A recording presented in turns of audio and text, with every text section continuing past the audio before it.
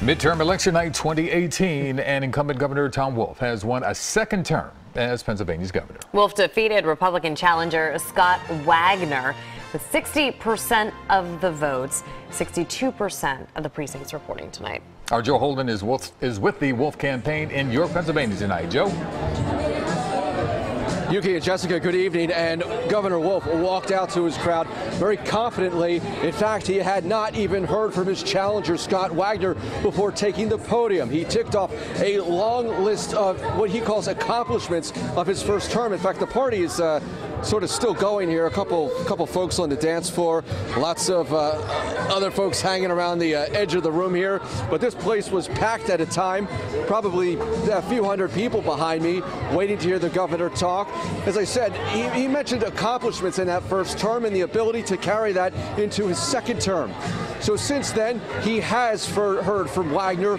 Wagner calling his campaign described it a private moment. It is not known the words exchanged between Governor Wolf and Scott Wagner, except to say that he did call to concede the race. We did catch up with Governor Wolf moments after he stepped off the podium here. Let's go ahead and take a listen. What are you feeling tonight? I'm feeling great. This is wonderful. I have another 4 years, and I really like the idea that people of Pennsylvania like what I did in the first 4 years and want to give me 4 more years to keep working, doing what I'm doing, moving in the direction we're moving, and we have more work to do. Something different about tonight than 4 years ago?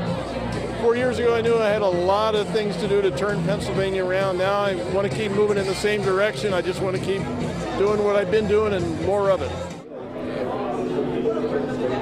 Back live, just a pair of folks left on the dance floor here at the Wolf party. At this moment, we are told that Governor Wolf has gone back to Mount Wolf. He starts on the job, obviously, where he left off this morning. He sees a second term as governor, and we have not heard from the Wagner campaign just yet.